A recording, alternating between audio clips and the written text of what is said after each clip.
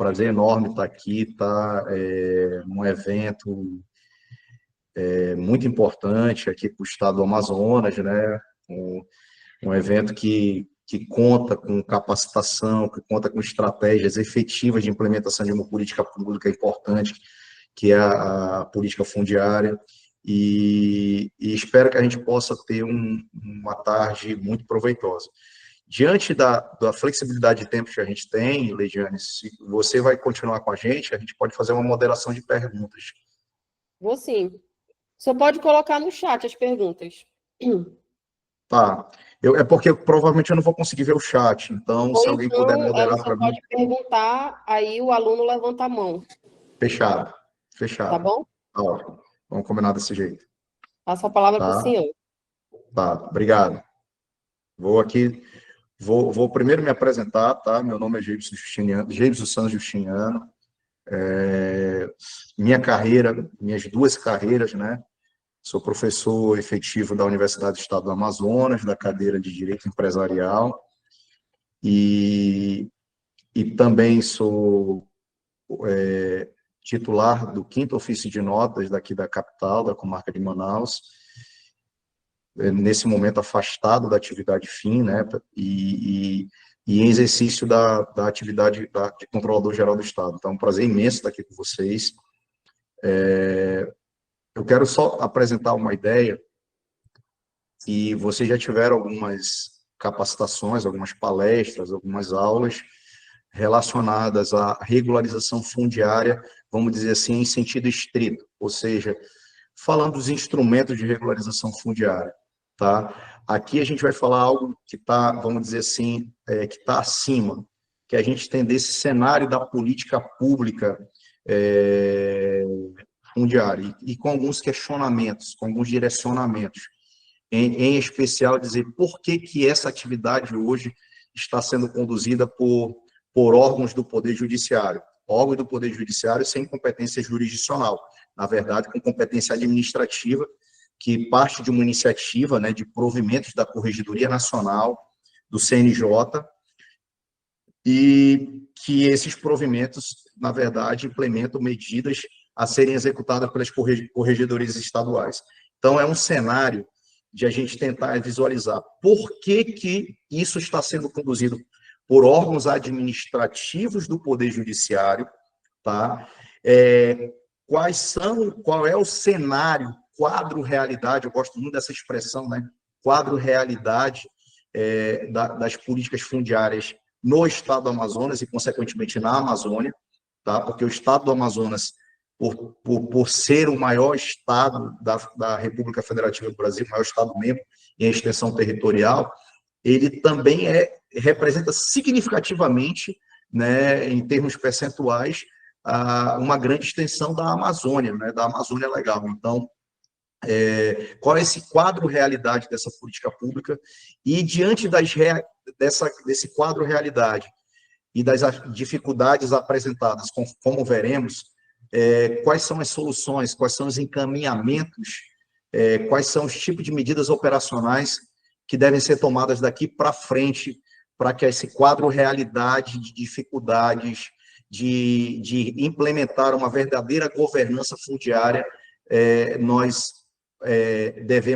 quais medidas podem contornar esse quadro realidade que apresenta muitos desafios, muitos óbices, tá? De dificuldades. Então, basicamente isso, essa introdução que eu faço aqui, e vou agora, por ser online, normalmente, quem já foi meu aluno, já viu, não gosta de apresentações, mas aqui a gente não tem como fugir disso, porque a didática de ser à distância exige isso, tá?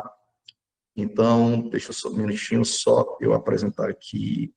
Então, tá aí, esse é o nosso tema, Políticas Fundiárias na Amazônia, Evolução Histórica, ECI, que é a sigla de Estado de Coisas Inconstitucional, e Transversalidade, tá? O título dá uma ideia de a gente apresentar esse quadro realidade, tá? Mas, na verdade, a gente vai tentar fazer aqui uma exposição propositiva, tá? Que é sempre a ideia. Direcionamento. Premissas da realidade fundiária na Amazônia. Quais são essas premissas? que tipo de questionamentos a gente tem para buscar alguns direcionamentos de soluções. E aqui nós temos 3 grandes questionamentos diante do que se apresenta na Amazônia, em especial na Amazônia Legal. Qual é a natureza e as funções das corregedorias de justiça na coordenação e condução das medidas de regularização fundiária? Que papel é esse? Que tipo de trabalho é esse que as corregedorias de justiça vêm desenvolvendo na coordenação e condução das medidas de regularização fundiária? É o primeiro direcionamento, é o primeiro questionamento. Segundo questionamento, qual é o quadro realidade da questão fundiária no estado do Amazonas? Amazônia. Gente, aqui teve um ato falho. O primeiro questionamento é esse segundo aqui, tá? E o segundo é qual é a natureza dos sonhos. Mas, enfim, vocês vão ver que não vai prejudicar em nada. E o terceiro questionamento, para superar os principais entraves para a implementação de uma efetiva governança fundiária no estado do Amazonas, quais os mecanismos que podem ser operacionalizados pelas instituições da República Federativa do Brasil?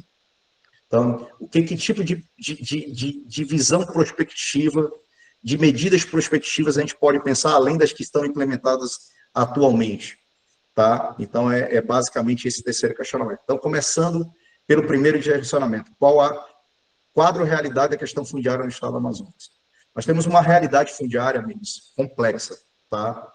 Um quadro realidade complexo, de muitos documentos irregulares aí no mercado, vamos dizer assim, com várias áreas sobrepostas, com documentação incompleta, e tudo isso gera um grave cenário de insegurança jurídica, tá? E, com base nisso, se a documentação está irregular, se ela está indevida, por óbvio, a própria ocupação do território, ela é desordenada. E nós temos, dentro dessa realidade de ocupação desordenada, nós temos invasões, desmatamento. E, olha, desmatamento é um tema, hoje, que está sendo enfrentado pelo Supremo Tribunal Federal, por meio de uma arguição de descumprimento de preceito fundamental, uma DPF, tá? Que no peticionamento, né, vamos dizer, na suscitação do problema, se buscou o enquadramento do estado de coisas inconstitucional. Todos esses conceitos aí, para quem não for do direito, a gente vai já enquadrar, fique tranquilo que a gente vai chegar lá. Conflitos territoriais, são muitos conflitos fundiários, tá? Entre proprietários e comunidades tradicionais, tá? Comunidades indígenas. Então, essas disputas, ocupações de áreas de preservação ambiental, tudo isso gera um cenário conflituoso, um cenário muito adverso para a implementação de uma política pública que realmente alcance a tão sonhada governança fundiária, tá? E a indefinição de limites, isso é uma coisa que eu sempre falo muito, tá? Tem muita gente que defende o fato de não ter demarcação territorial, demarcação de áreas, isso não gera problema, gera, na verdade, isso é um fator de sérios e graves problemas, tá? Pode ser que não gere na questão fundiária e imobiliária, mas na questão de planejamento da política pública em si, isso é uma questão muito grave. Então, meus amigos, aqui nós avançamos para entender quais são os desafios da regularização fundiária no estado do Amazonas, na Amazônia. Nós temos uma complexidade territorial, e vocês verão que a forma como o Estado brasileiro, ao longo muito antes da sua criação, né, como um Estado soberano, enfim, a própria ocupação da Amazônia foi algo que foi sempre deixado ao descaso, tá? E aí veja um detalhe, se mudava o modelo de Estado, o modelo vamos dizer assim, o modelo de país que nós tínhamos, né, o modelo de Estado, antes de Estado, o modelo que nós éramos uma colônia, né, uma colônia portuguesa, até chegar passando pela sua independência e os vários modelos de Estado que nós tivemos até os dias de hoje, que é um modelo de Estado democrático, republicano, enfim, dentro desse sentido, nós passamos por diversos regimes jurídicos fundiários que, na verdade, todos os modelos estatais, antes da Constituição de 88, são modelos que deixavam a Amazônia em segundo plano. E aí, gerando com isso a emissão de títulos duplicados, sobreposições de áreas, ou seja, o que eu estou querendo dizer, foi o próprio, um dos atores que contribuiu muito para os conflitos fundiários foi o próprio Estado brasileiro, que gerou essa sobreposição de títulos em definição fundiária diante da complexidade territorial. Tá? A gente vai verificar, tem um mapinha aí que eu fiz para vocês, claro, um resumo, para que a gente possa entender isso. E é lógico que a gente não tem só conflitos fundiários. E aí tem uma questão da nossa temática, que foi uma temática que eu defendi perante o Comitê de Governança Fundiária, do qual a Controladoria Geral do Estado faz parte, tá? Que é a questão da transversalidade. Nós não podemos pensar no problema fundiário sem pensar nos problemas ambientais, sem pensar no problema da defesa, da demarcação das áreas indígenas, das comunidades tradicionais, da questão do desmatamento, da questão da grilagem, da questão da garimpagem. Tudo isso torna a questão muito complexa e transversal. Essa é a questão, esse termo da transversalidade, ele se ajusta muito bem, tá, às políticas fundiárias atuais e todo o entorno de problemas de uma ausência de governança fundiária traz para a região. E é lógico que nós estamos avançando, estamos vendo aí um trabalho primoroso, um trabalho coordenado pela Corregedoria Nacional de Justiça do CNJ, mas isso é o início de um trabalho que ainda tem muito, que precisa ainda de um longo período aí de trabalho efetivo e árduo para que a gente possa ter uma governança fundiária. Tá? Então, esses conflitos sociais, tá? Conflitos no campo, conflitos entre proprietários e comunidades tradicionais, eles também fazem parte desse cenário. E, por óbvio, essa incerteza fundiária, essa insegurança jurídica no que diz a dominialidade das áreas, das terras na Amazônia, gera alguns obstáculos ao desenvolvimento. O principal obstáculo hoje, eu digo que nós ficaremos atrasados na Agenda 2030, na agenda do mercado do crédito carbono em relação a alguns outros estados da Amazônia. Tá? E nós temos alguns cases interessantes, como o case do estado de Rondônia, que eu vou mencionar daqui a pouco, que conseguiram avançar. Não é perfeito, mas eles conseguiram encontrar alguma solução por meio de uma medida de governança chamada gestão florestal. Tá? Então, essa incerteza fundiária, essa insegurança jurídica quanto à propriedade, tá? Compromete algumas iniciativas sustentáveis, como a questão do mercado de crédito carbono. Avançando, se tiver perguntas, por favor, estou à disposição. Tá? Ocupação histórica da Amazônia, e aqui é que reside o problema. Nós temos um quadro realidade de insegurança jurídica, de incerteza fundiária, exatamente por causa de políticas públicas, vamos dizer assim, desvirtuadas, sem se preocupar realmente com uma ocupação efetiva da área, sem se preocupar com a sustentabilidade ambiental, muitas vezes atreladas a interesses de mercados externos, tá? E isso gerou grandes latifúndios, conflitos com comunidades tradicionais, sobreposição de áreas, grilagem, garimpagem, etc. Tá? Então, o período colonial, né, nós temos a questão das Seis Marias e as doações de terras. Tá? Eram doações para grandes pessoas influentes. Se doavam terras aqui que a pessoa não tinha nem ideia, né, de que área se tratava.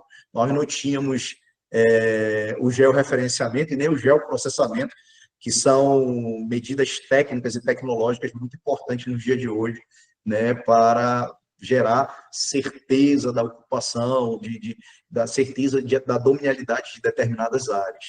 Tá? E aí, no período colonial, essa é a realidade. Aí vem o século XIX, século XX, e aí, ao final do século XIX, né, é onde nós temos quer dizer, no início do século XIX, 1822, nós temos a independência do Brasil, e ao final do século XIX tem a instituição da República.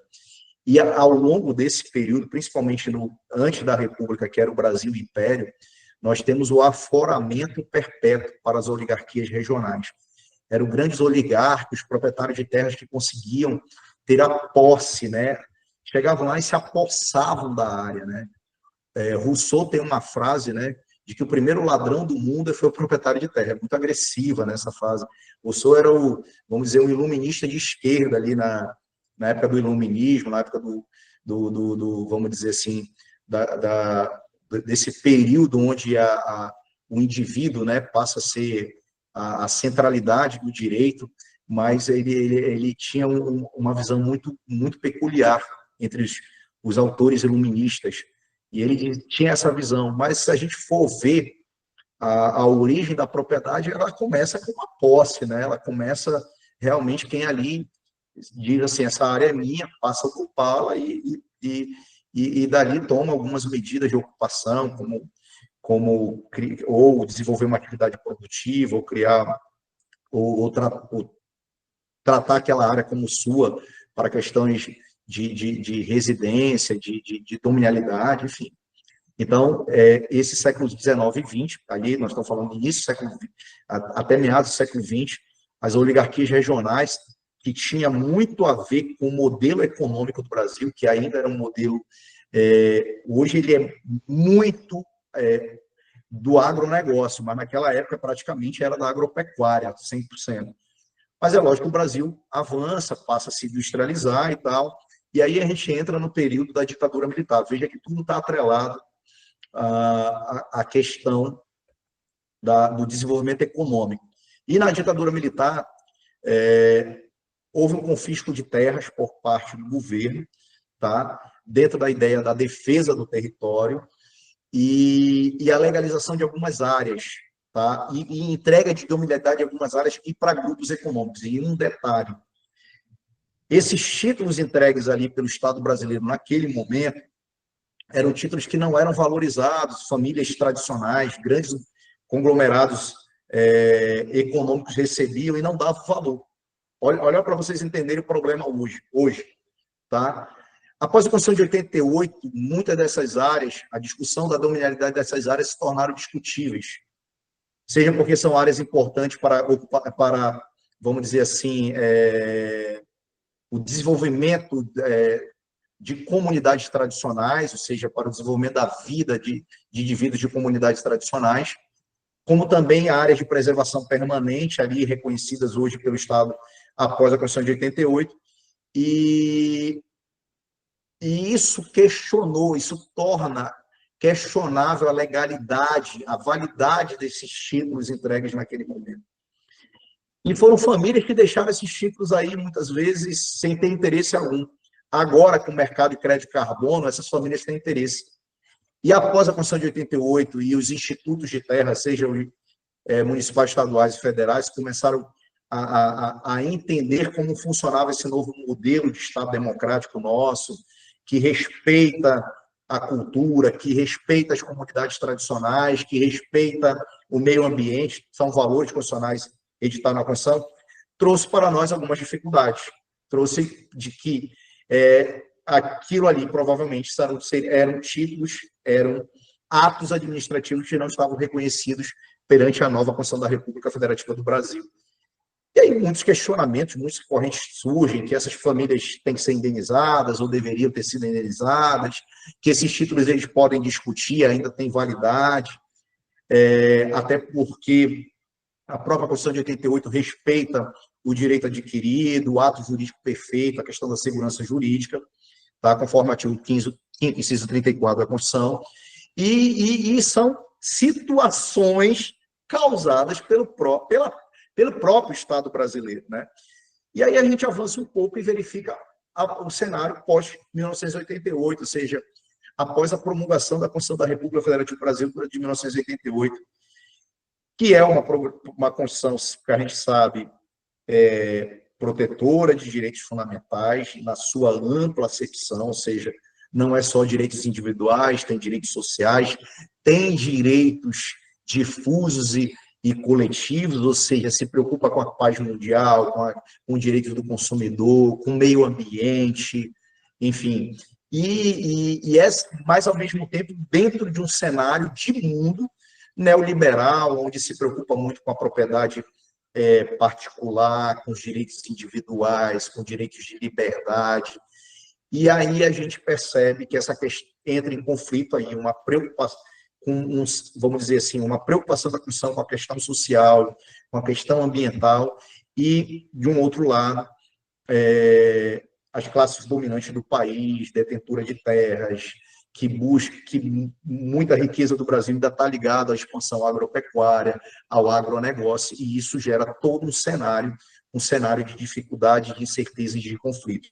Então, a gente passa por essa questão e, por óbvio, esses conflitos todos, tá? Eu vou aqui parar um pouquinho, só para a gente verificar se tem alguma... Eu parei a apresentação de propósito, se tem alguma pergunta, se alguém quer dialogar um pouquinho, antes de a gente avançar na questão da extraterritorialidade, tá? Desculpa, da transversalidade, extraterritorialidade, da transversalidade. Veja, a gente entra nesse cenário que o próprio Estado brasileiro é um ator, ele foi um fomentador, ou até ainda seja um fomentador, isso é uma discussão que a gente pode ter, de um cenário de insegurança jurídica, de incerteza fundiária. Então, a própria ocupação da Amazônia, as políticas fundiárias desenvolvidas desde o período Brasil-Colônia até os dias de hoje, de um Estado Democrático de Direito, tendo com esse assento de Estado Democrático de Direito na Constituição de 88, nós temos um cenário muito complexo. E para resolver isso, como é que é? É só apostar na questão fundiária? É só tratar sobre políticas fundiárias? Óbvio que não. E aí a gente entra num cenário, tá, onde nós temos na Amazônia diversos problemas. E entre os muitos problemas, eu trago a questão agora do narcotráfico, tá, que hoje é uma realidade, né? Nós estamos falando aí da Amazônia, que é, vamos dizer assim, a parte do país que tem a maior fronteira, tá, com a rota do tráfico, né? E aí com países conhecidos como Colômbia, Venezuela, Bolívia, Peru, que tem uma grande produção, né, de plantios, que levam à produção de produtos narcóticos. Então, isso gera uma outra complexidade. Nós temos a complexidade do interesse que a Amazônia gera em relação ao tráfico de produtos naturais, né, o contrabando, a usurpação da riqueza natural que existe na Amazônia, muitas vezes derivado desses produtos sendo hoje gerando direitos, né, de criação, direitos de invento sobre esses produtos, o que torna muito prejudicial os interesses econômicos do nosso país. Então, é uma realidade realmente complexa, uma realidade que a gente tem que enfrentar por meio desse termo aqui, da transversalidade. Foi um termo que eu trouxe à discussão na época do Comitê de Governança Fundiária, e não tenho dúvida que, se a gente for tratar da questão fundiária, a gente tem que ter esse olhar, a gente tem que ter esse prisma da transversalidade. Porque é uma questão que requer cuidados jurídicos, ou seja, nós temos que discutir sobre instrumentos que validam posse, propriedade, instrumentos que regularizam essa posse, que regularizam a propriedade imobiliária, a propriedade do imóvel, a propriedade da terra. Nós temos questões sociais, questões ambientais, as questões sociais, os direitos, né, de comunidades tradicionais, de comunidades indígenas, de quilombolas, enfim. Nós temos questões ambientais, como, né, garantir esses direitos de propriedade de áreas, muitas vezes de grandes extensões territoriais, mantendo a conservação e o uso sustentável dessas áreas, como criar instrumentos de proteção ambiental, até mesmo sobre a propriedade particular. Então, são questionamentos realmente importantes. E temos questões econômicas. Por exemplo, hoje, a questão fundiária, ela coloca em xeque a viabilização de investimentos sustentáveis. E entra em questão aqui a questão do mercado de crédito carbono. Isso hoje, gente, tenho absoluta certeza, quando nós temos nossos órgãos fundiários, que eles não tenham governança, quando eles não conseguem ter um diálogo institucional, que caminhem, que busquem uma solução única para os conflitos fundiários, nós geramos incerteza, nós geramos insegurança jurídica e, logo, nós afastamos os investidores para esse importante mercado de crédito carbono. É só a gente olhar as notícias e verificar que, como existem hoje estados limítrofes, ou estados até do sul do país, do Nordeste, né, que hoje estão conseguindo desenvolver, né, criar oportunidades de geração de compensação no mercado para compensação de crédito de carbonos. Então, isso daí realmente é algo que nos preocupa. Talvez a gente esteja, mais uma vez, perdendo essa agenda. Tem um detalhe: o Amazonas foi pioneiro, o estado do Amazonas foi pioneiro em 2007, com uma legislação específica para a geração de crédito com a compensação do carbono. Tá? E até hoje, nós ainda estamos atrás de outros estados nessa política aí, tá, importante de mercado, que é a compensação de crédito de carbono. Então, é uma oportunidade de negócio que nós estamos perdendo por causa disso. E aí a gente avança um pouquinho dentro desse quadro realidade, de entender esse quadro realidade. Qual é o quadro realidade dos imóveis no Amazonas? Nós temos 62,5% das terras, conforme os cadastros, aqui está tudo bem fundamentado, tá? Quem quiser ter noção sobre isso, eu tenho toda uma literatura sobre isso. Nós temos 65,5% das terras com destinação definida. Tá? Mas essas terras são de propriedade particular? Não necessariamente. Tá? Ou podem até ser de propriedade particular, mas, por exemplo, está aí imersas, ou seja, total ou parcialmente, em áreas de proteção ambiental. Tá? Mas vejam só, desses 62,5%, 29,5% representa território de terras indígenas, tá? De comunidades indígenas, 24% de unidades de conservação ambiental, 5,5% projetos de assentamento rural, aqui é o caso, tá? E desses 62,5%, nós só temos, segundo a realidade cadastral, fundiária e imobiliária. Nós estamos falando aqui de órgãos fundiários e também dos institutos de ofícios de imóveis, tá, do nosso estado. Apenas 4% do território que nós temos uma destinação definida para proprietários privados, ou seja, estamos falando de apenas 4% de imóveis privados, dentro desse escopo de 62,5%. Terra sem destinação clara, tá? 37,5% dessas terras ainda estão com alguma incerteza jurídica.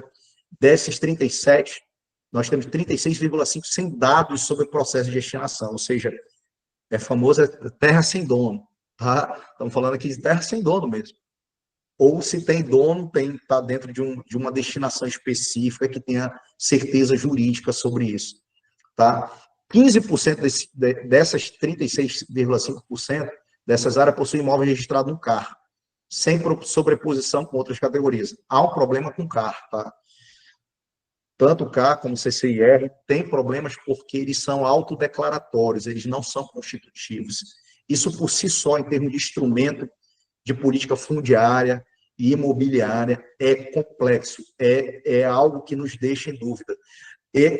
A própria forma como isso está normatizado gera hoje a chamada grilagem digital, porque é uma autodeclaração, e hoje isso é feito por sistemas.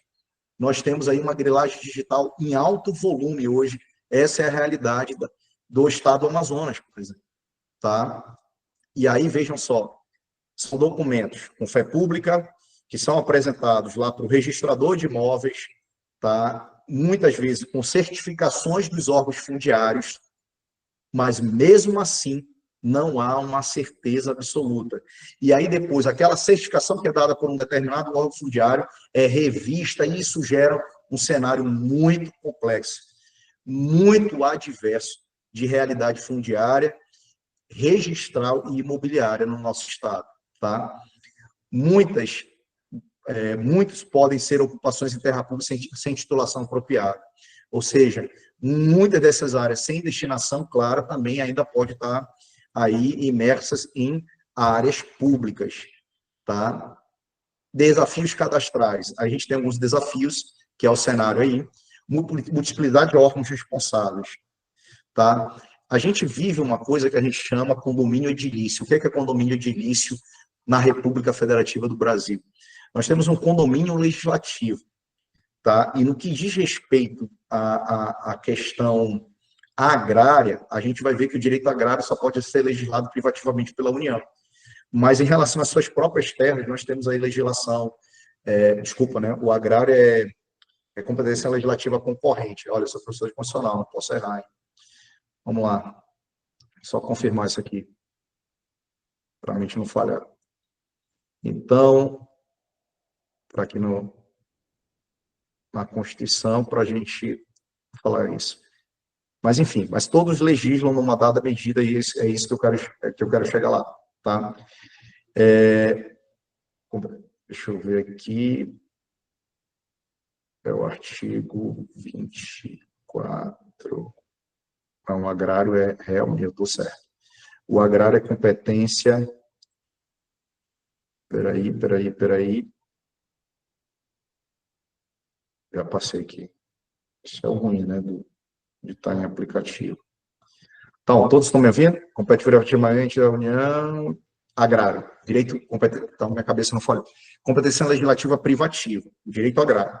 O detalhe é que quando a gente trata sobre áreas que são de propriedade da União, de propriedade dos estados ou dos municípios, é óbvio que eles podem legislar sobre suas áreas.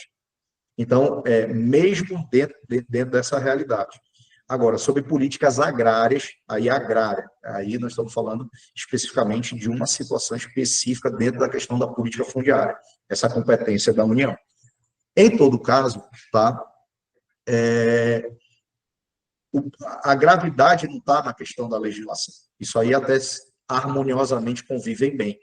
A questão toda é a multiplicidade de órgãos responsáveis por titulação e certificações dessas áreas e a desorganização das bases de dados fundiários. E há uma coisa mais grave dentro dessa desorganização, que é vamos dizer, falta ou incipiente transparência dos cadastros fundiários e imobiliários dessas áreas. E aí é que isso era para a gente ter uma coisa muito integrada, tá? Esses sistemas trabalhando com interoperabilidade até avançaram muito, mas ainda não existe essa interoperabilidade total, tá? Nos dias de hoje não tem justificativa, no meu entender, no nível de tecnologia que nós temos para isso. Tá? Limitada a adoção de tecnologia para a gestão territorial, está aí algo que eu acabei de mencionar. E, por fim, além dessa ausência de falta ou incipiente ausência de transparência, nós temos uma ausência de cadastro unificado ou compartilhado. Unificado não dá para ter dentro da ideia de que a nossa República Federativa do Brasil, por ter adotado no Estado federal, né, um modelo de Estado baseado no federalismo, nós temos essas autonomias das entidades federadas, né? Então, autonomia político-administrativa. Então, é muito complicado, mas compartilhado não há mais razão para não existir, tá? Então, a gente avança e vê que dentro desse cenário, desse quadro realidade, marcado pela transversalidade de adversidade, de problemas, nós temos a grilagem, né? E, por óbvio, a grilagem, ela hoje está até mais sofisticada, que tem a chamada grilagem digital. Eu acabei de mencionar, tanto o CAR quanto o CICR, eles são manuseados via sistemas e eles são autodeclaratórios, eles não são constitutivos, tá? E aí isso gera uma obstaculidade à regularização, permitindo falsificação documentais, irregularidades de processos, imprecisões na demarcação, algo mencionado, e erros de localização. E vejo que a localização, nós temos dois instrumentos importantes. Um que eu gosto de dizer que é físico, e é o georreferenciamento, e o outro que é tecnológico, que é o geoprocessamento. Então, o Google, por exemplo, ele utiliza tecnologias de geoprocessamento, e isso facilita muito. Hoje, o mercado imobiliário, vou dizer, grandes corretoras utilizam geoprocessamento com muita tranquilidade, e a gente ainda percebe os nossos órgãos fundiários tendo muita dificuldade ou tendo ausência de tecnologia para utilizar isso, e que permitiria ter uma localização precisa das áreas. Tá? E aí, amigos, casos emblemáticos de grilagem. Aqui são os números levantados, tá? Na nossa, vamos dizer, de acordo com a nossa realidade fundiária. 55 milhões de hectares são terras com indício de grilagem no Amazonas. Tá? Muita coisa, muita coisa. Esse caso aqui, né, é um caso bem conhecido, caso Fábio Farias, em 5 municípios, levou a 6,8 milhões de hectares de grilagem. São processos tramitando até hoje, tá? Então, só está colocado o nome aqui, porque se você der um Google aí, você verá que essas notícias estão aí divulgadas. 48 milhões de hectares de registros irregulares anulados em 2001 a 2002. 2001, anulados pela própria Corregedoria Geral de Justiça do Estado do Amazonas. E um detalhe de suma importância. Muita gente defendia, inclusive a pessoa que vos fala, tá? Que não poderia haver cancelamentos de matrícula, tá? Mediante decisão judicial, mediante decisão de corregedorias. Amigos, isso está superado, pouco interessa o entendimento de cada um, tá? Mas o STF manteve, né, a competência das corregedorias para cancelar registros fundiários. Então, aqueles cancelamentos feitos por provimentos, tá, são cancelamentos válidos. Hoje não tem discussão. Então, o registrador de imóveis que receber, isso foi decidido, para quem quiser, eu vou anotar aqui, tá, no chat. Vou anotar no chat aqui, ó. Estão me vendo? Ou estão vendo a apresentação agora? Vendo você. Tá. Isso foi decidido na DPF, tá? 1056. Tá? Eu tenho uma certa discordância do entendimento dessa DPF. Para mim, cancelamento de matrícula só poderia ser por decisão judicial. É o meu entendimento com base numa leitura da Constituição e da legislação, vamos dizer, registral, mas, a despeito disso, isso já está superado, tá? E pode, sim, haver cancelamento, tá? Por decisões administrativas das corregedorias. Em tese, isso a despeito de uma resistência aí de muitos juristas, de muitos estudiosos, de boa parte aí, de uma parte considerável dos doutrinadores, dos civilistas, acabou que isso permite que a corregedoria seja um protagonista decisivo na implementação de políticas públicas fundiárias. Tá? Olha o que eu estou dizendo, e a gente vai chegar numa parte que é muito interessante quando a gente for falar de estado inconstitucional, estado de coisas inconstitucional, e quando formos falar de processos estruturais. Tá? E tem aqui, eu estou vendo uma pergunta da Lúcia, se tiver, é a Lúcia da CGE, da Controladoria Geral do Estado, é?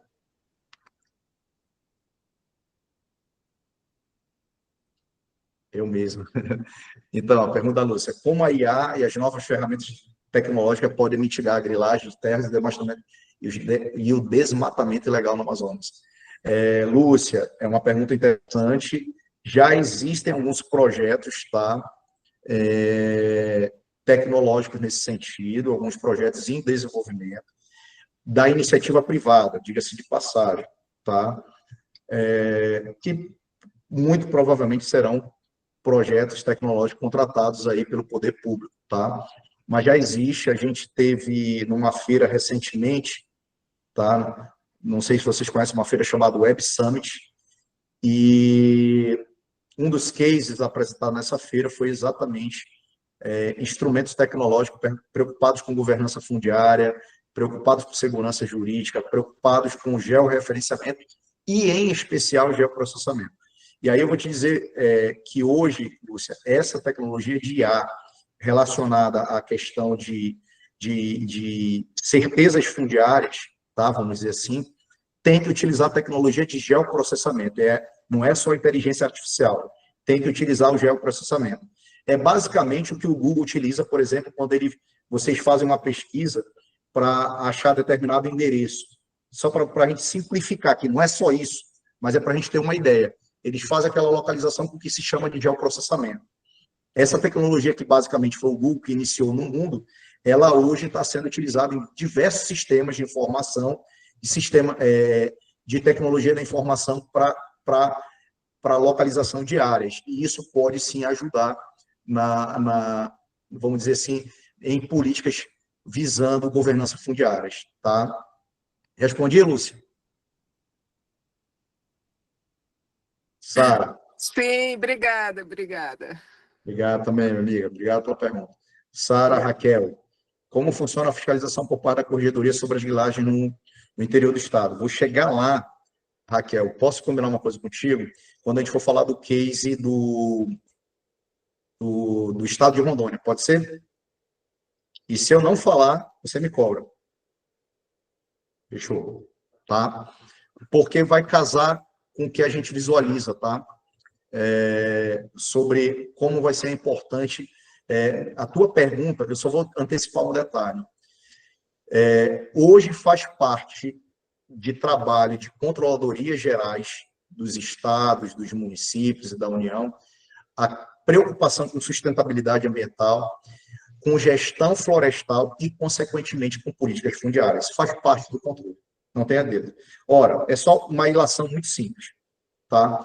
Se é o poder público que emite os títulos originários das terras, e principalmente no caso do Estado do Amazonas, dos Estados membros da Federação, que eles ficam com as áreas residuais, ou seja, aquelas que não são de interesse da União, e nem seja aquelas áreas urbanas dos municípios, a dominialidade, né, fica na responsabilidade dos Estados-membros, por óbvio, isso é uma preocupação do poder público e, consequentemente, isso gera a necessidade de uma atividade de controle, de gestão, de controle do poder público. Tudo bem?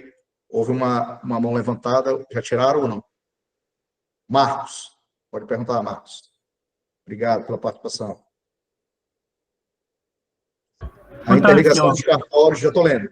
A interligação dos cartórios responsável pela gestão das terras ajudaria ou prejudicaria o controle? Pelo contrário. Sem cartório, nesse processo, e aí a gente vai ver uma partezinha lá na frente também, falando do sistema eletrônico que foi criado com a lei da modernização dos cartórios. Sem os cartórios, a gente não tem política fundiária, tá? Não tem política fundiária.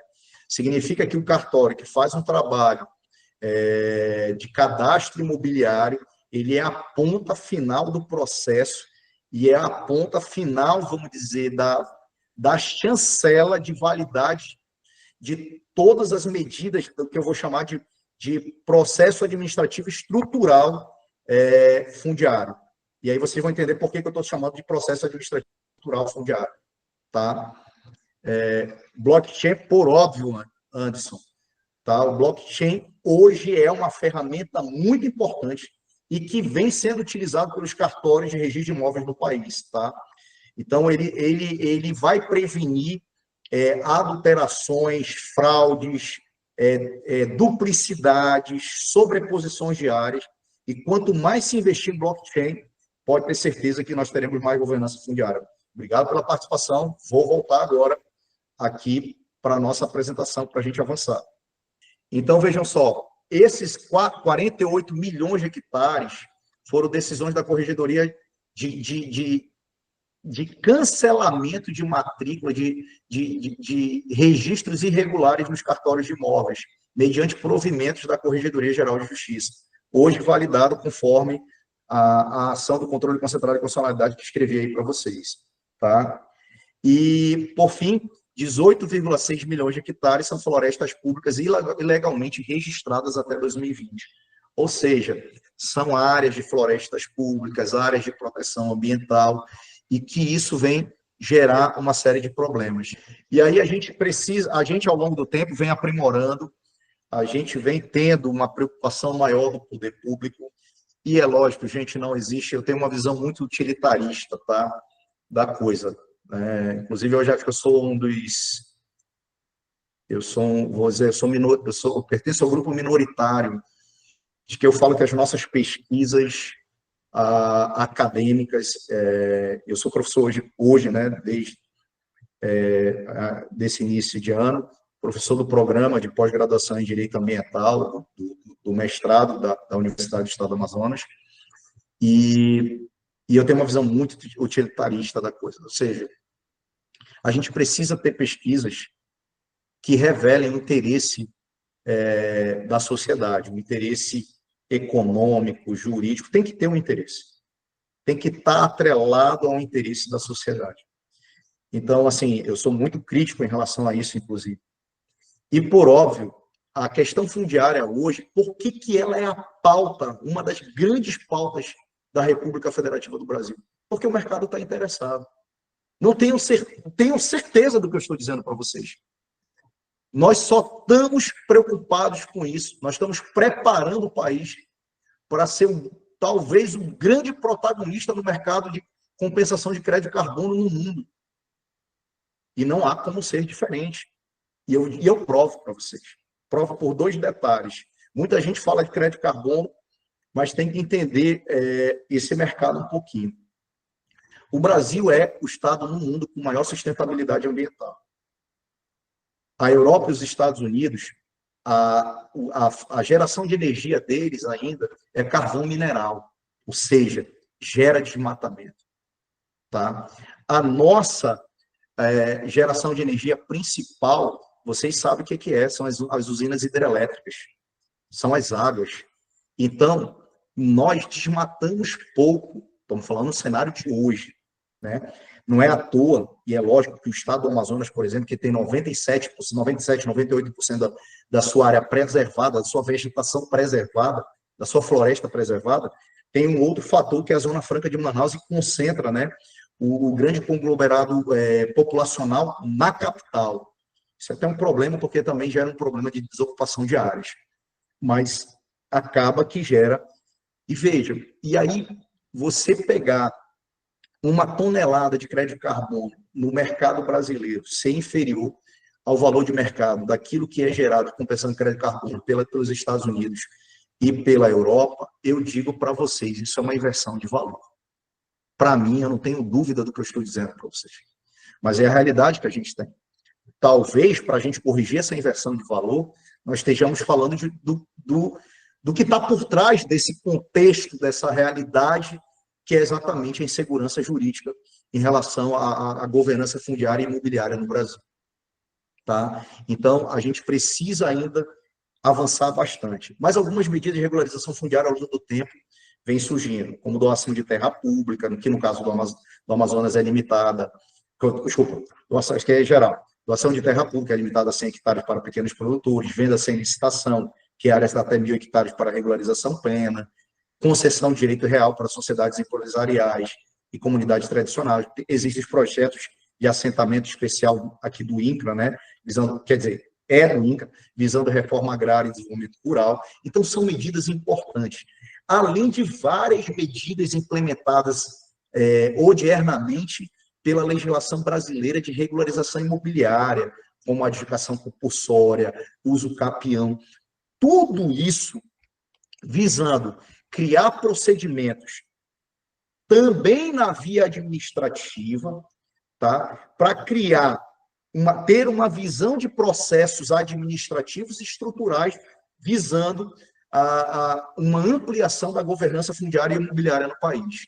Veja que é tudo uma coisa em cadeia.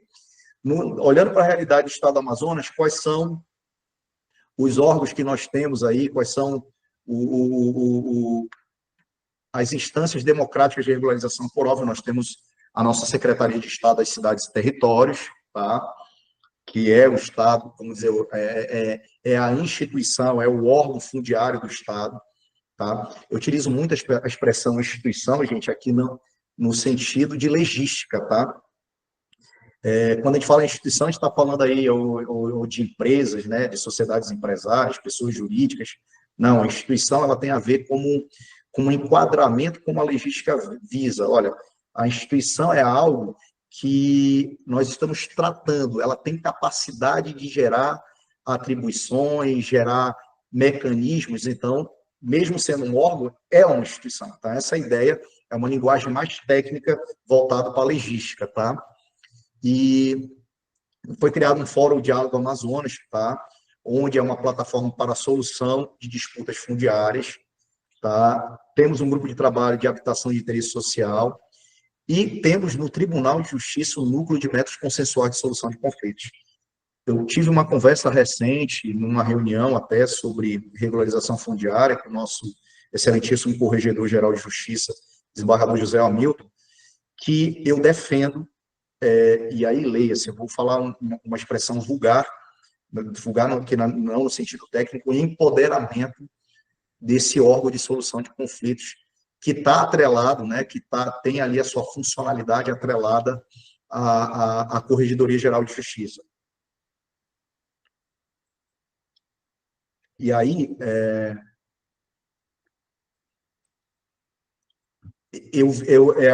a gente tem alguns questionamentos, como que esse empoderamento pode surgir, né? Muito difícil, porque nós temos a questão que os órgãos jurisdicionais, ou seja, aqueles que têm competência jurisdicional para resolver conflitos, né?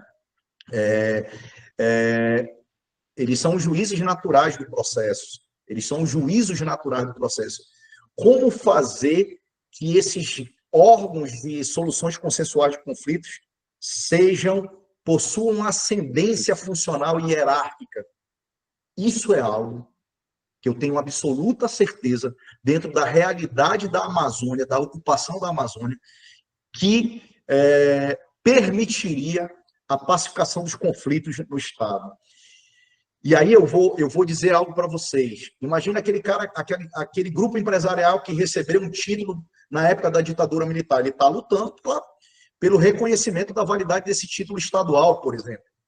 Porque ele entende que hoje tem valor de mercado. E em cima desse título, os próprios órgãos fundiários já emitiram outros títulos. Eu vejo uma certa hipossuficiência organizacional dos órgãos jurisdicionais de resolver isso. Precisa ser um órgão atrelado à Corregedoria Geral de Justiça, com competência estratégica, com ascendência hierárquica sobre esses órgãos. Como conciliar isso de acordo com o regime jurídico processual que nós temos, que essas instâncias jurisdicionais, né, esses órgãos jurisdicionais possuem competência absoluta sobre a matéria. É complexo. Mas eu acho que, em termos de legislação processual, isso deve ser enfrentado. Tá? Então, é isso aí que a gente visualiza do ponto de vista de pesquisa, de pensar, né, como isso pode funcionar. E, amigos, aqui nós temos uma evolução da legislação fundiária, aqui nós estamos falando de uma evolução histórica, já mencionado o regime das Seis Marias, que começa lá no Brasil Colônia, onde grandes latifúndios foram entregues a privilegiados amigos do rei, aí o regime de posse, olha, regime de posse que foi até 1850, ou seja, foi da independência do Brasil, ali o Segundo Império, né? Então, a posse, quem era o proprietário? Rousseau, é só lembrar a frase do Rousseau, o primeiro proprietário de terra é o primeiro ladrão. Então, é o que ocupava primeiramente a terra. E aí é um período que a história retrata como anarquia fundiária. Não tinha controle de nada. E aí veio a Lei de Terras, em 1850, que a aquisição de terras se dava exclusivamente pelo modelo do contrato de compra e venda. E o período republicano, onde começou a ter uma preocupação com o direito fundamental da propriedade e já no século XX, na segunda metade do século XX, a preocupação com proteção ambiental. Essa é a evolução da histórica da legislação fundiária no Brasil. E aí nós temos algumas legislações federais relevantes vigentes, tá? Vigentes. O Estatuto da Terra, tá? Que foi a primeira norma que trouxe alguns contornos da função social da propriedade, uma lei, né? Uma lei ordinária de 1964. Tem a Lei de Registro Público, a Lei 6.015 de 1973, que padroniza o registro de imóveis, um grande avanço criou o sistema do Fólio Real, a ideia de que antes disso era o fólio pessoal, né? Você controlava a transmissão de propriedade pelo nome das pessoas, o que era uma salada, o que gerava muitas incertezas e muitos problemas imobiliários. Mas aí veio o Fólio Real, que é a ideia de que é a matrícula que deve reunir informações sobre a propriedade daquele imóvel, daquela área. Tá? Todas as informações, seja as informações subjetivas e objetivas. Então, isso realmente trouxe mais segurança jurídica para a questão registral imobiliária. Tem o Programa da Terra Legal, 2009, que trouxe a preocupação de regularização de ocupações em terras da União. Inclusive, a Lúcia, que é ex-servidora de carreira do Tribunal de Contas da União, isso foi um projeto, né, que partiu do Tribunal de Contas da União, mas teve um trabalho efetivo da Controladoria Geral da União também. E, inclusive, né, Lúcia, foi um dos cases que a gente está utilizando para fazer alguns estudos lá dentro da Controladoria Geral do Estado do Amazonas. Tem Exato. a Lei 6... Oi? É isso mesmo, foi um trabalho bem legal. Pois é. E aí vem essa lei recente, de 2017, a Lei 3.465, trazendo as plataformas eletrônicas do registro imobiliário no Brasil, do registro eletrônico de imóveis, o que vai trazer, com certeza, mais dinamismo, mais segurança jurídica e mais transparência nas negociações imobiliárias no Brasil, tá? No Brasil, no caso. E aí temos também, ainda dentro, se preocupando com esse quadro realidade, um quadro realidade que também tem que trazer questões jurídicas, como é que está a legislação da regularização fundiária no Estado do Amazonas. Tem a Constituição Estadual, que traz um capítulo específico sobre política fundiária, que traz algumas restrições. Por exemplo, qualquer doação, concessão de áreas públicas do Estado do Amazonas acima de 1.000 hectares precisa de autorização da Assembleia Legislativa do Estado do Amazonas. Tem a Lei 2.754, que trata sobre a destinação de terras devolutas para programas de desenvolvimento sustentável. Essa Lei 3.635 fala do Programa de Regularização Ambiental dos Imóveis Rurais. Tá? A Lei 6.804 modifica a titulação de imóveis rurais, priorizando a emissão de títulos em nome da mulher, estabelecendo condições resolutivas. E a Lei Delegada, agora, de 2019, que instituiu a Secretaria de Cidades e Territórios, responsável, instituição, dentro daquela lógica que eu te falei, ou seja, o órgão responsável pela gestão da política territorial, pela gestão da política fundiária no Estado do Amazonas. Tá? E o que a modernização dos registros públicos vai trazer para a gente, qual é o cenário, o que facilita, já mencionei há pouco, mas nós estamos numa fase de transição, saindo do sistema tradicional de procedimentos manuais e burocráticos, e aqui eu quero fazer um registro ainda. Apesar de nós estarmos muito evoluídos, os livros, atenção, quem milita aí na advocacia imobiliária, na advocacia fundiária, os livros, sejam aqueles atinentes aos cadastros fundiários, ou sejam os livros de cadastro imobiliários, eles ainda devem ser físicos. Ouso dizer que isso não mudará durante um longo período de tempo aí vamos dizer aí, do porvir, do futuro, tá? Porque é isso que garante efetivamente uma certa segurança jurídica. Se nós tivermos tudo digitalizado, gente, pode acontecer o que aconteceu o que vem acontecendo perante esses cadastros todos informatizados do INCRA, por exemplo, que tem a chamada grilagem digital, tá? Então, a gente tem que ter uma certa cautela nisso. Isso é um atraso. Calma. Há uma razão de ser, tá? Há uma lógica jurídica atinente a isso, tá? Que embasa isso. Enfim, mas nós temos aí, e aí já em 2022, essa lei 14.382, que faz a criação do sistema eletrônico, tá, do registro de imóveis. Ele traz a modernização do registro público e cria a chamada SERP, né, que é o Sistema Eletrônico de Registros Públicos, que permite um acesso remoto, ou seja, um acesso à distância, e dá uma ideia de funcionalidade de unificação dos serviços cartoriais. É lógico que não é, na prática, não é unificado. O acesso à informação, a atenção, é que é unificado. Você vai na mesma plataforma e é essa plataforma que você vai acessar em qualquer lugar do país para ter uma informação de uma matrícula de um imóvel. E é essa mesma plataforma que vai lhe dar o feedback, que vai lhe dar a resposta. Tá? Benefícios da modernização. Quais são os benefícios dessa modernização? Traz mais eficiência, redução de tempo e também redução de custo. Sem nenhuma dúvida, trará segurança jurídica, maior confiabilidade, maior integridade dos registros, tá? E, por óbvio, como eu estou acessando essas informações fundiárias e imobiliárias, no caso aqui imobiliárias, tá? Tá fundiárias aqui no material, mas nós estamos falando da modernização dos registros públicos. É óbvio que na matrícula do imóvel, em tese, vai estar lá certificada, né? Quer dizer, certificado o título original da propriedade, em tese, né? Em tese, tá? Ou o que ordinariamente deveria ocorrer, tá? Mas essa informação imobiliária pode estar lá ou não, mas aqui nós estamos falando de transparência, facilitar a transparência, o acesso à informação dos imóveis, das matrículas dos registros dos imóveis do país, tá? E aí, por fim não, desculpa, nós vamos para a segunda parte, passamos bem, nós entendemos o quadro realidade, nós estamos diante de um quadro realidade, e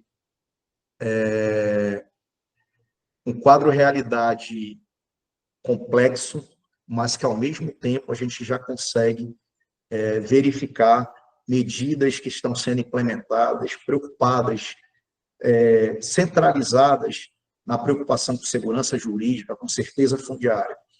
E isso, meus amigos, eu tenho absoluta certeza que nós vamos continuar avançando. Mas isso não significa que os desafios não são grandes. Mas vejam, diante desses avanços, surge aí esse segundo momento, esse segundo direcionamento que a gente vai trazer aqui na nossa conversa, tá? Eu preciso fazer uma pausa, que o amigo de vocês esqueceu de colocar o carregador, mas eu não vou sair daqui, não. Vou continuar falando, inclusive, só quando eu vou sair da tela, eu vou só pegar o carregador aqui. E esse segundo momento, ele traz para a gente o papel, num primeiro momento, e como órgão centralizador da Corregedoria Nacional, do Conselho Nacional de Justiça, hoje aí, brilhantemente,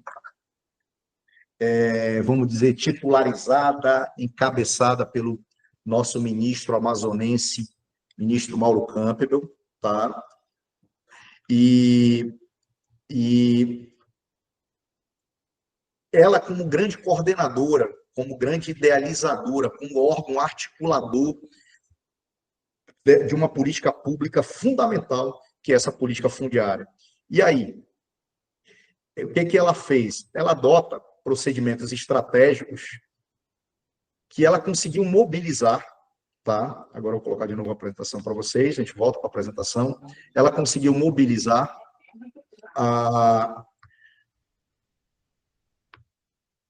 as corregedorias estaduais e outros órgãos, outras instituições que tenham, vamos dizer, missões institucionais ou funcionais, diretas ou indiretas, com a questão fundiária e imobiliária. Tá? Então, a gente entra na discussão qual é a natureza e as funções das atividades, né? Está faltando nenhuma palavra, das atividades desempenhadas pelas corregedorias de justiça na coordenação e condução das medidas de regularização. É óbvio que as corregedorias de justiça se preocupam com a fiscalização, e aqui está vamos dizer assim, a veia, né, principal, o fundamento central para as corregedorias poderem ser esse órgão articulador. Porque dentro dessa ideia de processos estruturais, administrativos estruturais de regularização, que a gente já vai entender isso, tá?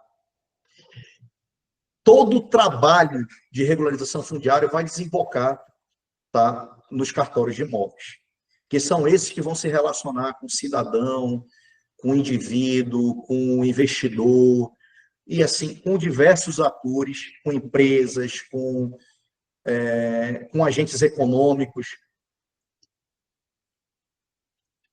São os registros de imóveis, os ofícios de registro de imóveis, que conduzirão, que receberão todo esse trabalho e para fazer o enquadramento necessário para a inscrição imobiliária devida. Então, por óbvio, tá? Tem a teoria dos poderes implícitos. Quem lembra de direito constitucional vai lembrar disso. Se eu posso final, eu posso meio. Então, aqui, o fundamento constitucional utilizado pela Corregedoria Nacional do CNJ foi a teoria dos poderes implícitos, sem dúvida nenhuma, tá? Ele imaginou, olha, se eu fiscalizo, se eu normatizo procedimentos e diretrizes para os cartórios de imóveis, se eu tenho núcleo de conciliação e mediação, ainda com aquelas dificuldades que eu mencionei ainda há pouco, por óbvio, eu posso coordenar a atividade de regularização. Aqui a ideia que eu encadeei aqui, fiscalização, normatização, mediação e regularização. Então, meus amigos, esse papel das corregedorias de justiça e do Poder Judiciário, para mim, tem um fundamento atinente a ele, que é a teoria dos poderes implícitos. Tá? E a gente avança aqui, tá? E passa a entender um pouco que as corregedorias de justiça e o Poder Judiciário, tá? Tem um detalhe. Por que a Corregedoria Nacional de Justiça, ou seja, a Corregedoria Nacional do CNJ, que não é um órgão jurisdicional, e porque as corregedorias estaduais, que não são órgãos jurisdicionais, atuam na política fundiária e na regularização territorial? Qual é o fundamento disso, de eles conduzirem processos estratégicos em relação a isso, coordenando estratégias de garantir segurança pública? É isso aqui que a gente vai examinar, amigos. E aí tem um detalhe, tá? Um detalhe de suma importância. Eu entendo, e não é à toa que essa preocupação do CNJ em relação às políticas fundiárias na Amazônia, quer dizer, não foi à toa que surgiu essa preocupação do CNJ em relação às questões fundiárias na Amazônia. No meu entender, se vocês olharem os fundamentos dos provimentos que existem, você vai entender que houve uma preocupação com a realidade fundiária na Amazônia. E óbvio que quando se percebeu que os órgãos estaduais e municipais fundiários têm dificuldade de se entender com o INCRA, e esses órgãos com registro de imóveis, e por aí vai, com os órgãos ambientais, etc., dentro desse cenário de transversalidade, o que se pensou sobre isso? Se imaginou o CNJ que nós estamos diante de um estado de coisas inconstitucional. E o que é um estado de coisas inconstitucional? É aquele quadro realidade, veja que eu utilizei essa expressão naquele primeiro painel, naquela primeira frente que nós abordamos. É aquele quadro realidade inconstitucional. É aquele quadro realidade que deriva de uma violação massiva e persistente de direitos fundamentais, atingindo um certo número considerável de indivíduos. Tá? E o objetivo do reconhecimento de caso constitucional, olha só o objetivo, é encontrar ferramentas para enfrentar problemas estruturais. Opa! Só é estado de coisas inconstitucional quando nós temos problema de estrutura de órgãos e de políticas públicas. Nós não estamos falando aqui de direitos difusos e coletivos, de ações coletivas. Ações coletivas, a gente vê um cenário, a gente vê um fato violador de direitos fundamentais e a gente busca a prestação jurisdicional para que aquele problema seja corrigido e sejam realizados aqueles direitos fundamentais em relação a determinados beneficiários. É completamente diferente. Ali, quando uma ação coletiva, uma ação civil pública, ela é proposta, a gente sabe que o réu dessa ação civil pública, ou seja, o poder público, ele vai com a decisão jurisdicional, cumprir a decisão. Aqui, quando a gente fala de problema estrutural, ele não irá cumprir. Ele não irá cumprir, porque ele tem questões estruturais a serem resolvidas. Exemplos de estado de coisa inconstitucional, tá? E vejam, nós estamos falando de duas situações judiciais, ou seja, duas situações que ainda estão sendo tratadas pela Justiça, as duas. É a DPF 347, superlotação carcerária, e o desmatamento na Amazônia, tá? Que é a DPF 760. Atenção, na DPF 347, realmente o STF reconheceu que se tratava de estado de coisa constitucional, inclusive uma petição inicial proposta pelo PSOL, tá? Da autoria essa petição inicial, é uma aula do professor Daniel Sarmento, tá? E o professor Daniel Sarmento foi estudar lá na Colômbia a origem do Instituto, essa ideia de estado de coisa constitucional tem um caso tratado pela Suprema Corte colombiana desde 1997, tá? E, então, é algo sensacional. Nós estamos falando aqui, gente, de um litígio, de uma demanda estrutural, em que os órgãos, em que as instituições envolvidas já não conseguem mais resolver esses problemas. Que foi o que acontecia, né? Existiam várias decisões judiciais contra diretores do presídio, contra os estados, contra a União, buscando respeito aos direitos fundamentais dos presos, e não se alcançava isso. E aí foi preciso ter o reconhecimento desse caso de coisa inconstitucional, tendo o STF assumido a direção dessa política pública. Olha, Ministério Público, você faz isso, Poder Executivo, você faz isso, Legislativo, você faz isso, União, você faz isso, Estado membro, você faz isso. Ele passou a coordenar, ele passou a ter uma posição estratégica como coordenador de uma política pública dentro de um processo estrutural para corrigir um estado de coisas inconstitucional. Essa é a ideia. No caso da DPF 760, atenção, meus amigos do coração, que é da relatoria do ministro André Mendonça, não houve o reconhecimento de ECI. Ele se acautelou nesse reconhecimento, ele até deferiu a liminar na DPF, mas ele disse, olha, não podemos falar de ECI porque tem algumas medidas de proteção da biodiversidade da Amazônia que a gente vai aguardar, que foram tomadas pela União, enfim, porque a gente vai aguardar se surtiram efeitos ou não. Gente, a gente que é daqui, a questão do desmatamento nos últimos anos se tornou uma situação alarmante. Eu não tenho dúvida que se trata de um estado de coisa constitucional, mas a gente tem que respeitar aí a visão do ministro André Mendonça. E aí nós estamos falando de processos estruturais, tá? Para contornar o estado de coisas inconstitucional só mediante processos estruturais.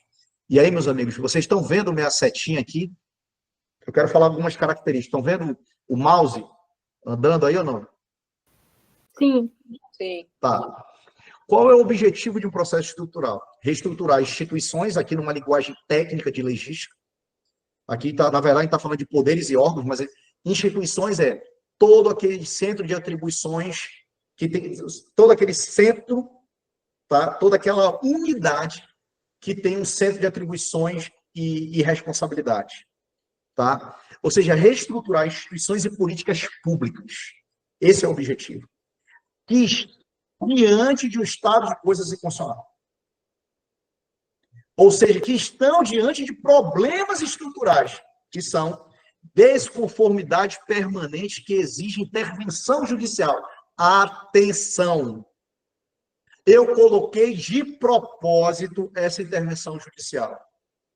Tá? De propósito. Esse é o conceito ainda tradicional de processos estruturais, vamos dizer assim, cujo grande boom de discussão sobre esses processos estruturais surgiu com a DPF 347 do sistema carcerário. Mas nós vamos ter a exata noção de que tudo que está acontecendo de condução de políticas públicas pela Corregedoria Nacional do CNJ e corregedorias estaduais dos tribunais de justiça nós estamos, sim, tratando de um processo estrutural, não na via judicial, e sim na via administrativa, na seara administrativa. Tudo bem? Então, meus amigos, isso aqui deve ser corrigido. Vocês vão ver, eu já menciono aqui, ó. Cadê? Em algum lugar eu menciono isso. Mas está equivocado. Eu menciono sobre processos estruturais na via administrativa. Vamos ver. Ou eu idealizei. Mas aqui está a crítica, não é só na via. E é lógico que esses processos judiciais, eles visam a participação de diversos atores com um coordenador. E quem é esse coordenador? Meus amigos, por excelência, quem tem a responsabilidade de implementar políticas públicas são os poderes legislativo e executivo. O legislativo legislando e o executivo adotando as medidas administrativas necessárias para a implementação dessas políticas públicas. Tá? Entretanto, o nosso sistema, calcado numa ideia de garantismo jurisdicional, disse o seguinte, é o modelo adotado pela Constituição. Executivo, legislativo e executivo, vocês, por excelência, têm a incumbência de implementar direitos fundamentais na República Federativa do Brasil. Mas se vocês forem ao vício ou falharem, quem vai conduzir isso é o Poder Judiciário. Opa! Então é o Poder Judiciário. Beleza, mas quando eu falo Poder Judiciário, Jameson, nós estamos falando de órgãos administrativos como a Corregedoria. Esse é o nó que a gente vai desatar já já. Óbvio que órgãos jurisdicionais nós não temos dificuldade de visualizar. A própria Constituição criou os remédios constitucionais, ação popular, ação civil pública, habeas corpus, mandado de segurança, mandado de execução, criou as chamadas ações constitucionais exatamente para quando os direitos fundamentais fossem violados, para que o indivíduo, o cidadão, possa manejá-los e corrigir a falha, corrigir a omissão do poder público. Tudo bem? Mas aqui é a questão. Quando o que tem que estar aqui nessa ideia de participação é que o processo estrutural deve ser coordenado por um órgão jurisdicional que vai ter um ativismo judicial diferenciado para coordenar as atividades. Foi assim que foi feito, por exemplo, é só vocês lembrarem do que aconteceu no dia 1º de janeiro de 2017, no Compage, aqui no Amazonas. Dias depois, a ministra Carmen Lúcia veio até Manaus e começou a conduzir a política pública, reunindo todos os órgãos envolvidos, todos os atores envolvidos e estabelecendo, coordenando especificamente a medida que cada um desses atores deveriam tomar para solucionar o problema, tá?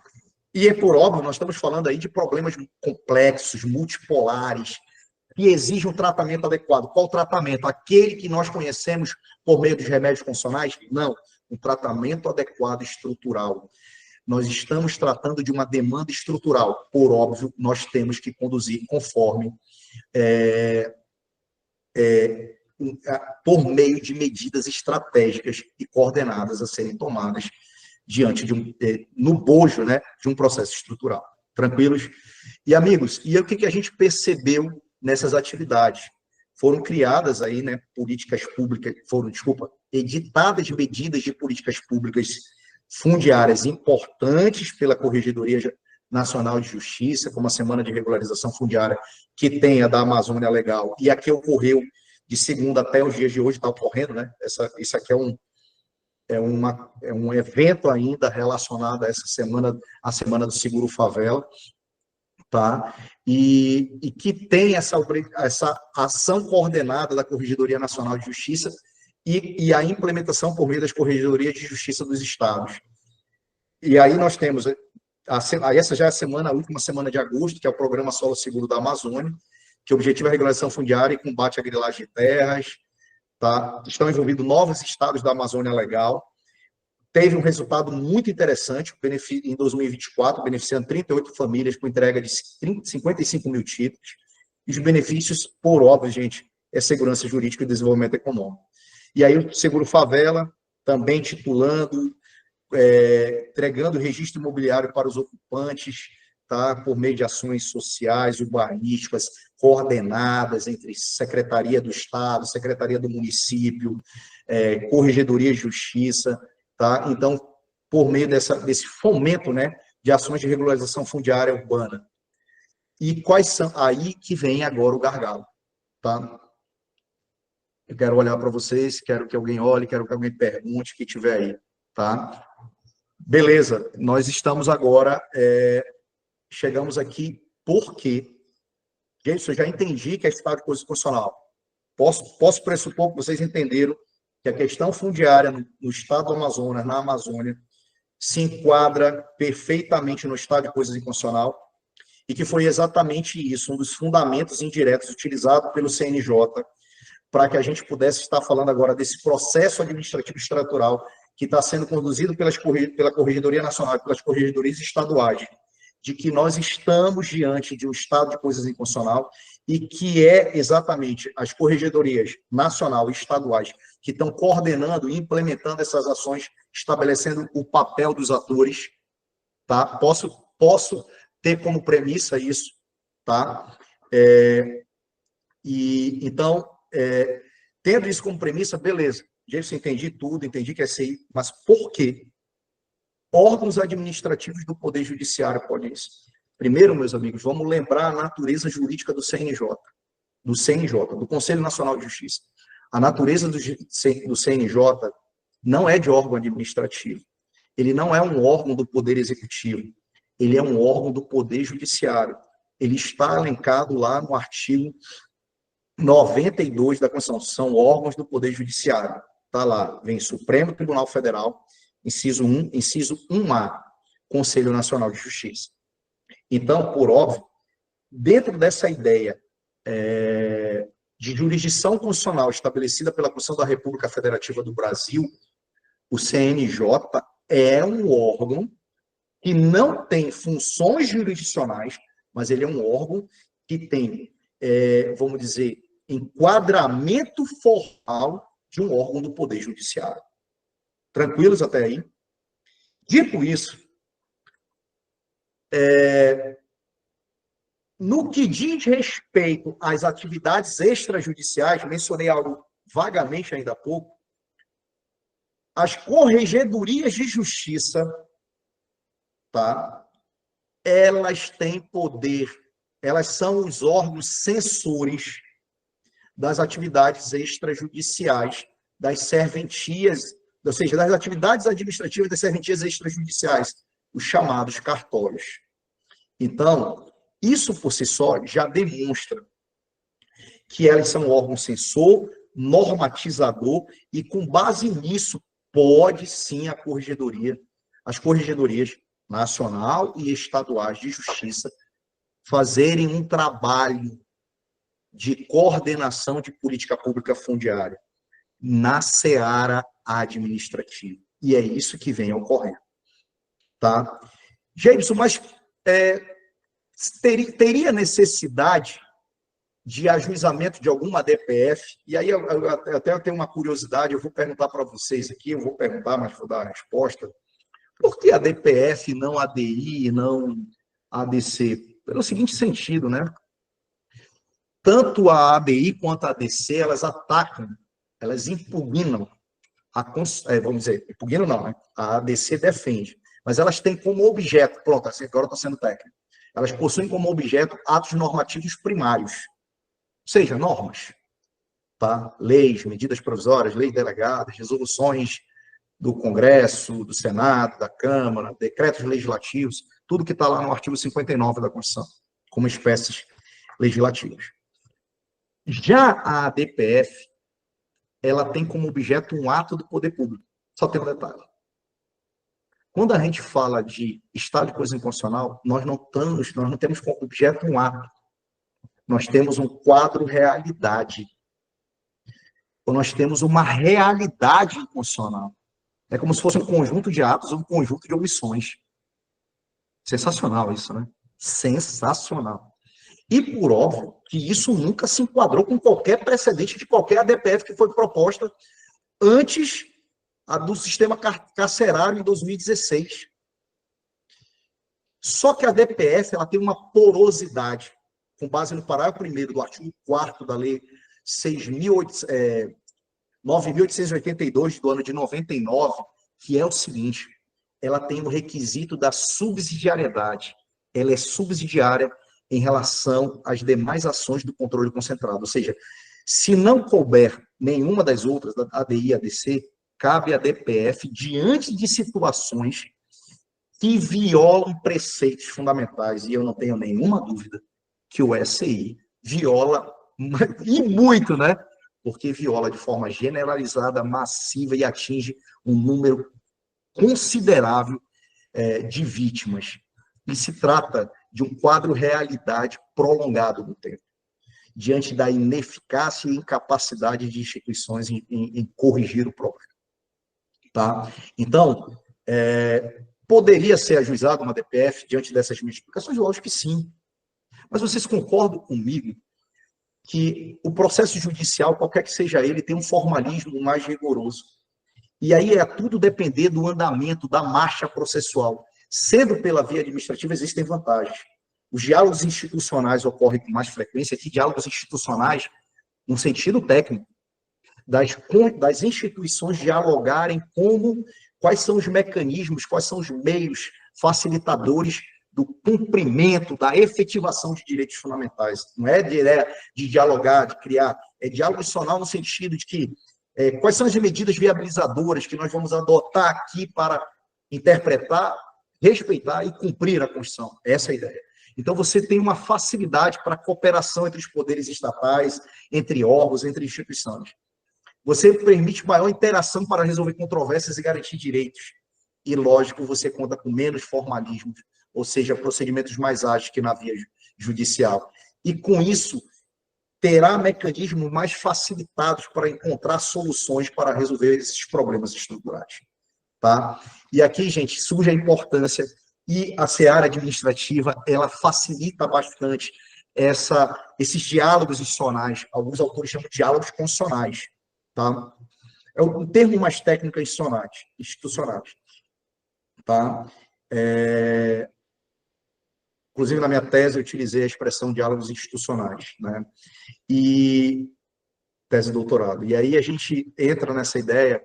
O que são diálogos institucionais? São uma interação entre diferentes poderes estatais que vai além do modelo, tá? Daquele modelo judicial forte, né? Aquela ideia, olha, tudo quem resolve é o Poder Judiciário. O Judiciário é o maior órgão da República Federativa, é o maior órgão de guarnecer a proteção e promoção dos direitos fundamentais. Não.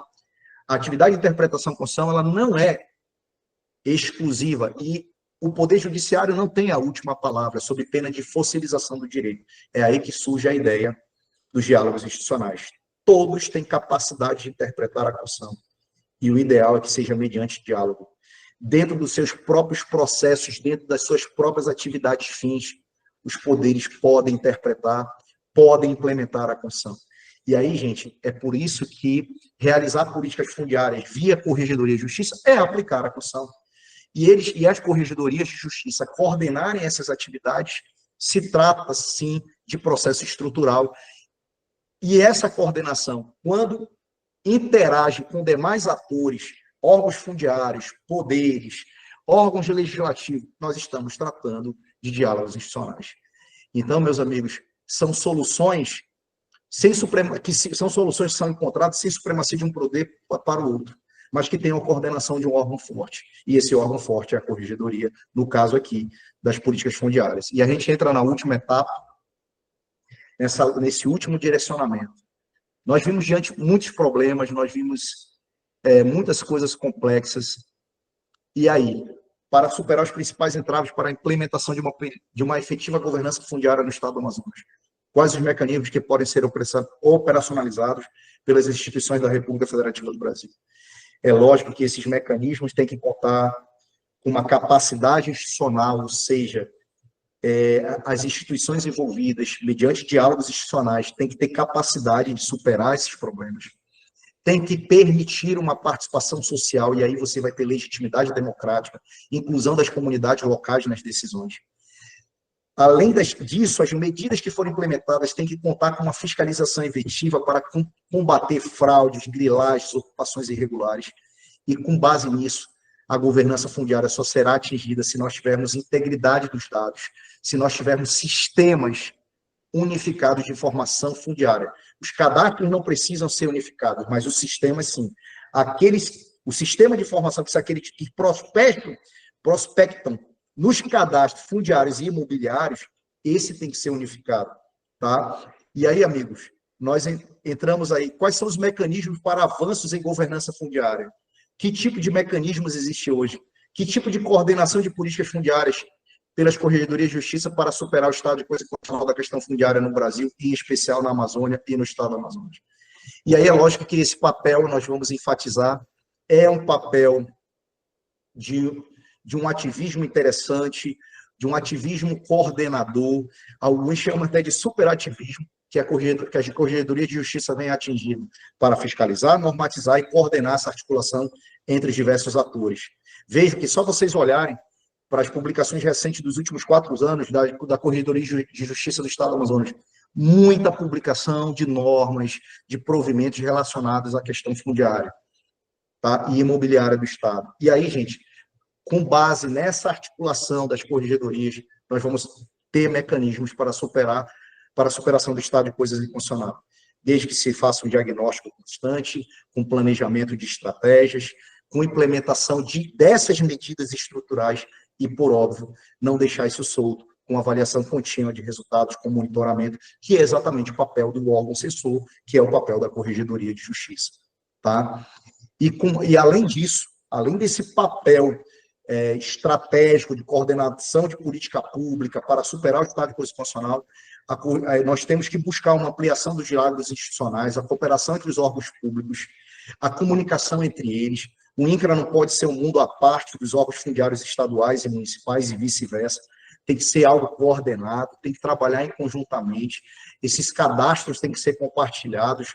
Os cadastros, os registros de imóveis também devem dar acesso fácil e ter acesso fácil a esses órgãos fundiários, para que a gente tenha canais efetivos de comunicação entre as instituições e, com isso, harmonizar os interesses fundamentais da nossa Constituição da República Federativa do Brasil, e, com certeza, nós teremos um cenário de mais sustentabilidade ambiental, segurança jurídica e, com certeza, fomentaremos mercados de economias alternativas interessantes, como é o caso de crédito de carbono. Outra medida estratégica interessante para a superação do ECI é o fortalecimento das negociações consensuais, já mencionei isso, é o empoderamento dos núcleos de negociações consensuais, de mediações e conciliações, tá? Isso gera alguns entraves, eu já mencionei ainda há pouco, que teria que rever um pouquinho os conceitos de competências jurisdicionais, isso tem que ser enfrentado para que essa política pública de negociação consensual, isso é uma política pública, inclusive está lá no artigo 3º, parágrafo 2º do Código de Processo Civil, tratado como política pública, como dever do Poder Judiciário de fomentar as soluções consensuais de conflito, tá?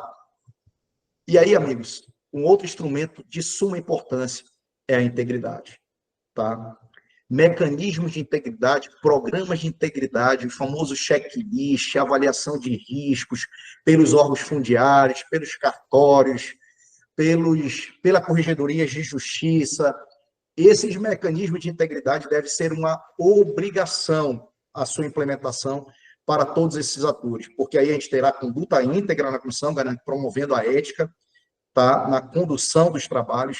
Nós teremos conformidade de normas, ou seja, a valorização do princípio da legalidade e, com isso, realmente um cenário democrático com a participação de todos os interessados.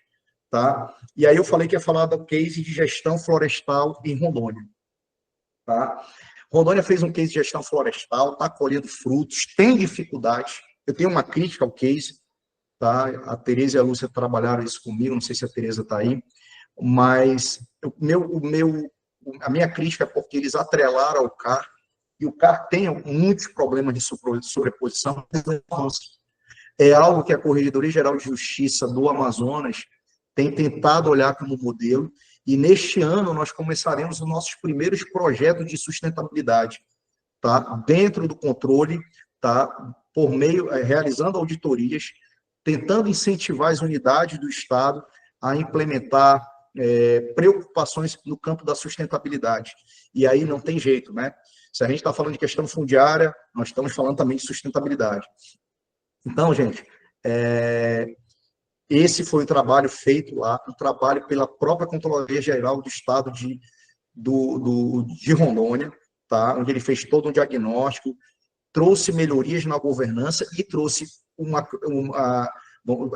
implementação de um programa de integridade florestal. Tá? Uma outra medida também já tratada aqui é a transparência dos cadastros fundiários e imobiliários. A gente precisa ter transparência, os órgãos fundiários precisam ter coragem de dar publicidade, inclusive via internet, tá?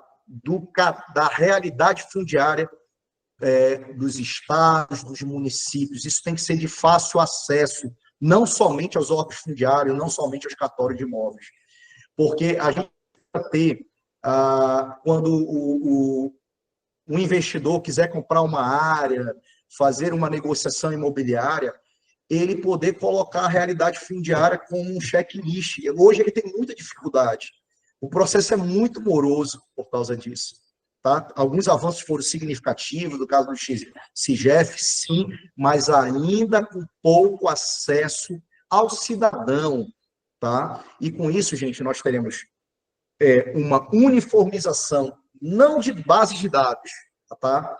A gente vai ter uma integração, uma interoperabilidade de base de dados, mas a gente vai ter uma uniformização de informação, tá? Por meio das informações disponíveis ao público, mediante acessos atualizados, e com isso, com certeza, nós teremos um ambiente de mais segurança fundiária e imobiliária, tá? Uma segurança realmente jurídica com respeito, no que tange a proteção e promoção do direito fundamental da propriedade. Tá? E, por fim, a gente está verificando como é complexo, né?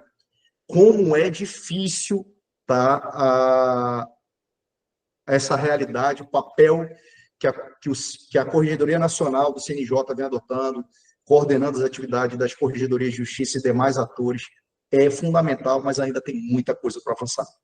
E uma outra visão minha, muito particular, algo que eu defendo também na minha tese não é sobre questão fundiária, mas tem muito a ver sobre isso, é o Estado Constitucional Cooperativo, é a ideia de uma cooperação internacional, parcerias além de fronteiras.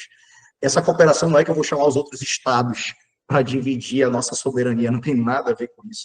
É a gente utilizar a legislação internacional e os mecanismos de proteção de direitos humanos, os mecanismos internacionais de proteção de direitos humanos na proteção dos nossos direitos fundamentais, quando a gente visualiza uma hipossuficiência organizacional das nossas instâncias. Olha, se a gente está falando de Estado de coisa constitucional, isso por si só já é um fundamento mais do que suficiente.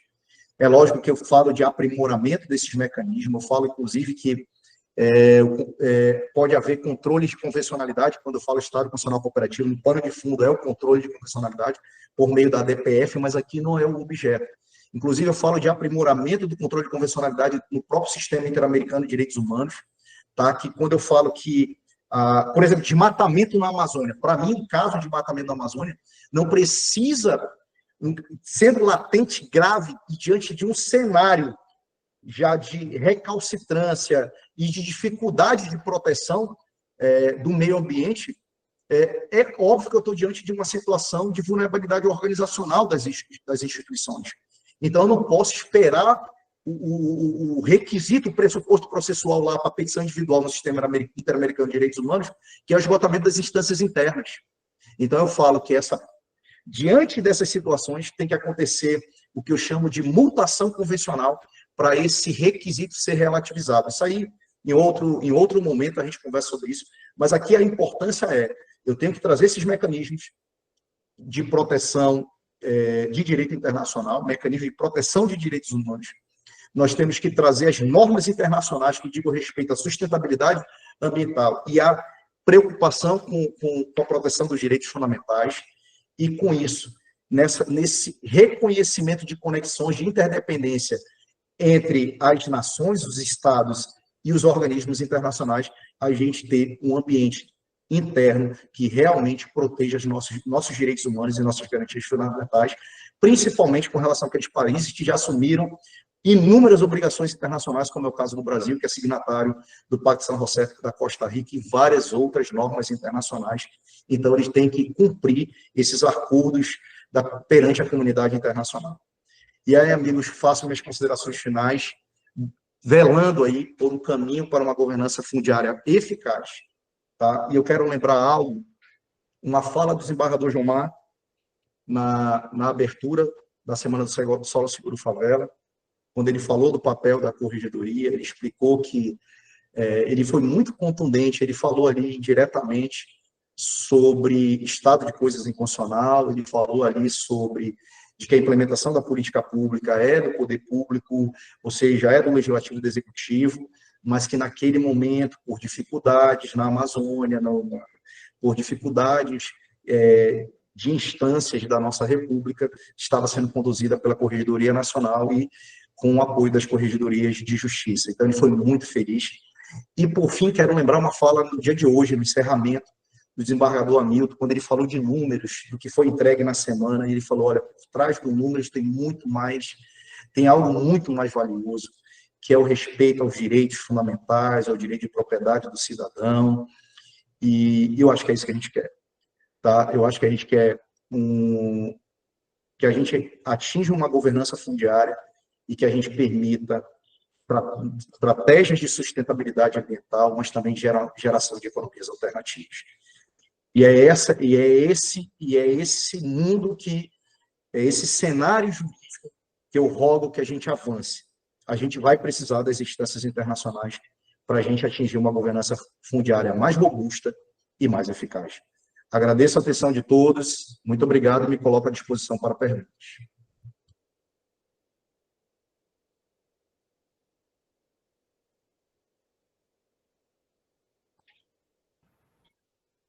Sheibson, tudo Opa, bem?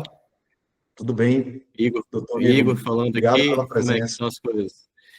Não, primeiro, não é bem uma pergunta, eu gostaria apenas de parabenizá-lo, agradecer o senhor estar aqui, agradecer a sua presença, a sua contribuição nessa Semana do Solo Seguro, que se encerra justamente com a sua fala, a sua aula, muito importante, com muitos aspectos, muitas camadas, muito super interessante a abordagem sobre o estado de coisas inconstitucionais, paralelo com a questão do sistema prisional, com as ADPFs respectivas, muito, excelente o nível de debate e de percepção do que a gente está fazendo, como que a gente está fazendo.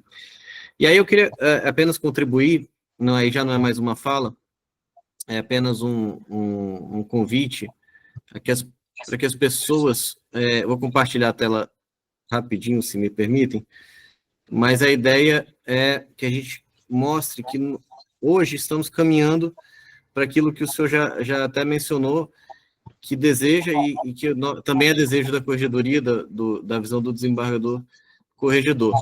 Então, hoje, quando a gente acessa o nosso site, corregedoria, aí vai programa Solo Seguro, isso se ele não me deixar na mão e carregar aqui, a gente tem algumas informações, transparência de dados, mas uma delas, além do assistente BI, além de outras informações, nós temos um mapa que justamente ele traz, ou é para trazer, as informações da regularização fundiária no Amazonas. Então, como que está sendo feito? Porque agora realmente deu erro aqui, mas de qualquer maneira tem. Mas tem é um mapa guia. do trabalho já feito, doutor? É um mapa que ele é baseado nos shapefiles das áreas regularizadas de 2025. Então, todas as áreas que estão sendo regularizadas e entregues agora são justamente essas áreas que estão mapeadas. Os shapefiles, tanto dos órgãos da SECT, da CEMAF, da SUAB, estão justamente integrando essa governança de uma forma contextualizada. E aqui também tem as informações do BI que foram apresentadas na semana, no final do Solo Seguro. Deixa eu só fazer aqui apresentar aqui, e que justamente compartilham os dados e dão mais transparência para a nossa atuação. Então, como o senhor colocou também na sua fala, que eu achei muito interessante, é justamente isso, a questão da transparência, de como as políticas públicas estão sendo desenvolvidas e da centralização disso, do papel do Poder Judiciário, das corregedorias locais, na administração disso. Então, antes de mais nada, era só para fazer essa pequena contribuição. O mapa realmente deu algum erro ali, mas eu queria só agradecer a sua fala, a sua aula, e continuar as perguntas, mas gostaria só de fazer esse registro para dar os parabéns ao senhor, que além de tudo tem uma grande qualidade. Todos nós sabemos que além de ser um excelente jurista, um excelente notário, também tem um excelente gosto para o time de futebol. Então, fora isso, abro para mais as demais perguntas. Obrigado, parabéns também por toda a organização do evento, tá? Já lhe parabenizei hoje de manhã, mas registro aqui mais uma vez a Vossa Excelência, ao desembargador Hamilton, a equipe toda da Corregedoria, realmente um trabalho efetivo e valoroso e que vem contribuindo muito aí para a melhoria da qualidade de vida de muitas pessoas. Tem perguntas?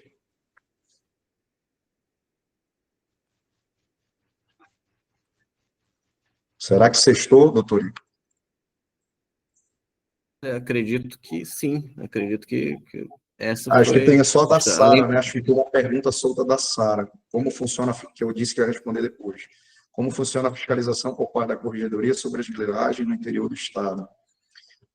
Então, Sara, a Corregedoria Geral, aquele case do Estado de Rondônia, tem mais um Estado, eu vou ficar devendo o nome aqui, que já tem esses trabalhos de gestão florestal, de auditorias sobre gestão florestal, tá?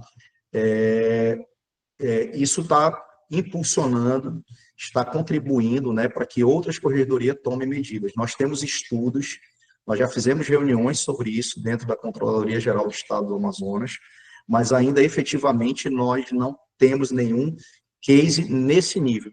O primeiro passo que nós daremos é um programa que a gente vai recomendar para todas as unidades gestoras do Estado de sustentabilidade.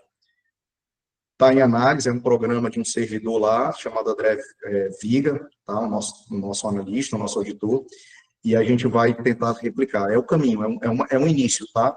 Mas efetivamente ainda não temos nada especificamente, como é o caso do Estado de Rondônia, tá?